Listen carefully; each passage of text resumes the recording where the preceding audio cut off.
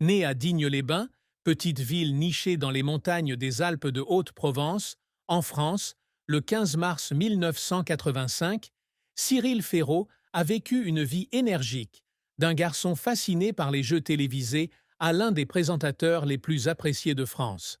À 40 ans, Ferraud n'est pas seulement un visage familier de France Télévisions, mais aussi un symbole d'enthousiasme, de proximité et de dévouement.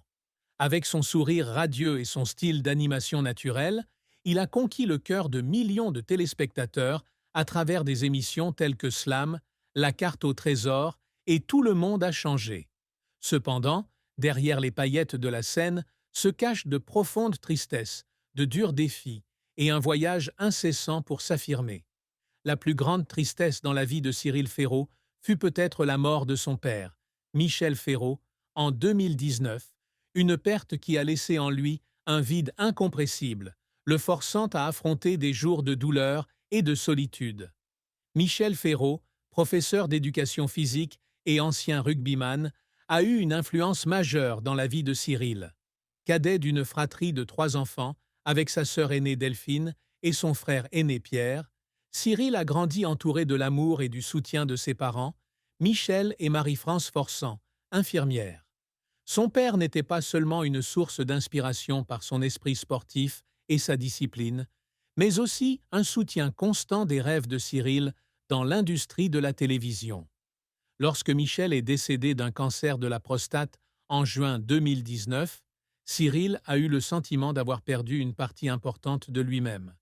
Il a un jour partagé que son père était la personne à qui il voulait toujours plaire, et que ne pas avoir son père à ses côtés pour être témoin de ses succès était une douleur indescriptible.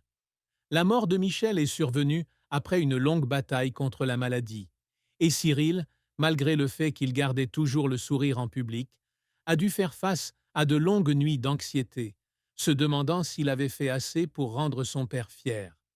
Cette tristesse devint encore plus profonde lorsqu'il retourna à Digne-les-Bains pour les funérailles de son père, où les rues familières de son enfance charriaient désormais des souvenirs douloureux.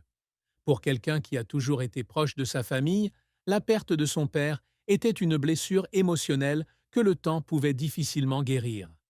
La carrière de Cyril Ferraud a été un long voyage, avec des succès éclatants, des échecs mémorables et des efforts qui l'ont fait pleurer. D'un garçon passionné par des émissions de télévision comme Fort Boyard et La Roue de la Fortune, Ferraud a transformé son rêve d'enfant en réalité, devenant l'un des meilleurs présentateurs de France. Ce parcours débute à l'adolescence lorsqu'il soumet à un producteur, à 14 ans, l'idée des défis Fort Boyard.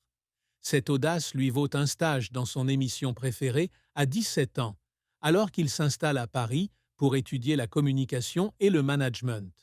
En 2004, à l'âge de 19 ans, Ferraud entre officiellement dans l'industrie de la télévision en tant qu'animateur d'émissions pour enfants telles que Zapping Zone et Art Attack sur Disney Channel. Ces premières années, bien que pleines d'enthousiasme, ne furent pas toujours faciles.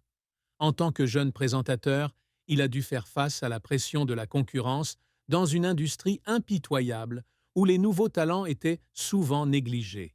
La grande percée de Ferraud survient en 2008, lorsqu'il est invité par France Télévisions à présenter la loterie Loto sur France 2. Ce rôle, qui ne dure que 3 ans, fait de lui un visage familier du public français. Mais le véritable tournant de sa carrière intervient lorsqu'il prend la direction de Slam sur France 3 le 26 octobre 2009. L'émission, qui combine quiz et mots croisés, devient rapidement un phénomène, son audience moyenne triplant pour atteindre 1,4 million de téléspectateurs par jour au cours de ses 2 premières années. Le succès de Slam a non seulement confirmé le talent de Ferraud, mais a également fait de lui l'un des principaux présentateurs de France 3. En 2015, il continue d'animer Le Grand Slam, la version hebdomadaire de l'émission où s'affrontent les meilleurs candidats. L'accessibilité, l'humour et la capacité naturelle de Ferraud à interagir l'ont rendu cher au public, et le slam est devenu un élément indispensable des programmes de l'après-midi de millions de familles françaises. Au cours des années suivantes, Ferraud continue d'élargir sa carrière. Il a animé d'autres émissions à succès, notamment La carte au trésor, une émission d'aventure explorant les régions françaises, qu'il a relancée en 2018 et qui a rassemblé en moyenne 2,5 millions de téléspectateurs par épisode. Il a également animé de grandes émissions comme le Quiz des champions, 100% logique, et The Floor, à la conquête du sol sur France 2, où il a démontré sa capacité à animer des concours de connaissances dramatiques. En 2024, Féraud prend la tête de Tout le monde veut prendre sa place, en remplacement de l'humoriste Jarry, une étape majeure dans sa carrière puisqu'il passe de France 3 à France 2, la plus grande chaîne de télévision nationale française. En plus de la télévision, Féraud a également fondé la société de production Cyril Prod, qui lui permet de participer à la création et au développement de nouvelles émissions, comme Duel sans famille, un jeu qu'il a lui-même conçu, dont le lancement est prévu en 2022. Cependant, la carrière de Féraud n'a pas été sans revers et défis. Dans ses jeunes années, il a été rejeté pour plusieurs rôles dans de grandes chaînes de télévision, ce qui l'a amené à se demander s'il était vraiment fait pour cette industrie. Certaines des émissions qu'il a animées, comme le tournoi d'orthographe en 2010, n'ont pas rencontré le succès escompté, entraînant leur annulation après une saison. Ces échecs, bien que minimes, furent de dures leçons, obligeant Féraud à travailler davantage pour prouver sa valeur. Il a également dû faire face à la pression de ses apparitions constantes à la télévision, où il devait garder le sourire et l'énergie, même les jours difficiles. Un autre défi est la décision de quitter Slam en septembre 2024, après 15 ans d'association. Même si c'était un choix personnel de se concentrer sur tous les mondes qu'il a vus, Féraud ne peut s'empêcher de regretter d'avoir quitté la série qui a façonné sa carrière. Il a un jour partagé que le jour du tournage du dernier épisode de Slam, il avait dû retenir ses larmes en disant au revoir au public et à l'équipe de production. Les moments qui font pleurer Féraud sont souvent associés à des efforts inlassables et à des étapes émotionnelles de sa carrière.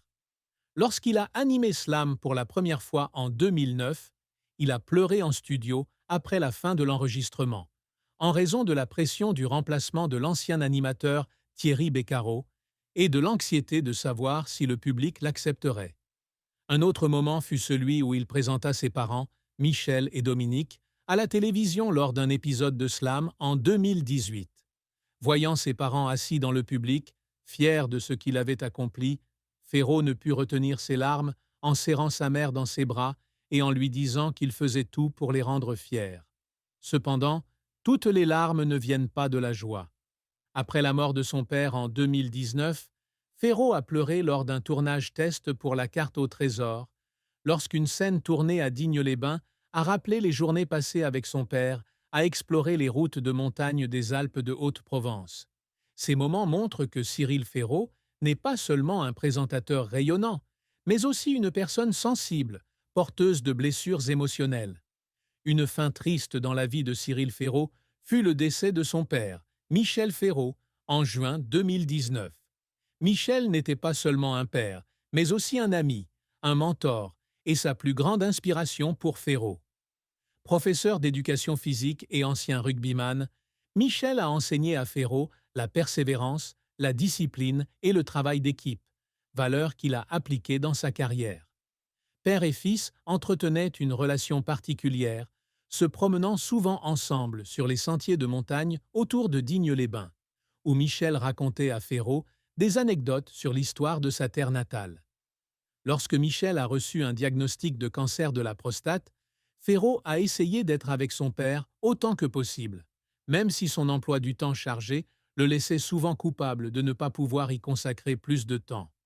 Durant les derniers mois de Michel, Féraud retournait régulièrement à Digne-les-Bains pour prendre soin de son père, et les moments passés ensemble, à parler de vieux souvenirs, étaient précieux, mais aussi douloureux.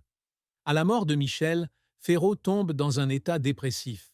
Il a arrêté d'apparaître sur les réseaux sociaux pendant des semaines, ce qui est rare pour quelqu'un qui est toujours actif et interactif avec son public. Les funérailles de Michel ont eu lieu à Digne-les-Bains et Féraud, malgré ses efforts pour rester calme, n'a pas pu retenir ses larmes alors qu'il se tenait devant la tombe de son père. La mort de Michel n'était pas seulement une perte personnelle, mais marquait aussi la fin d'une période dans la vie de Ferraud où il sentait qu'il avait perdu un ancrage spirituel. Bien qu'il soit retourné plus tard au travail, continuant à animer des émissions avec son sourire familier, ses proches ont remarqué qu'il était devenu plus calme, et les moments où il mentionnait son père à la télévision portaient toujours une pointe de tristesse. Cette fin, bien que n'étant pas la fin de sa carrière, fut un chapitre douloureux dans le livre de la vie, où il dut apprendre à vivre sans le père qu'il avait façonné. L'amour et le mariage de Cyril Ferraud furent une part discrète de sa vie, mais non dénuée de tristesse. Ferraud a toujours gardé sa vie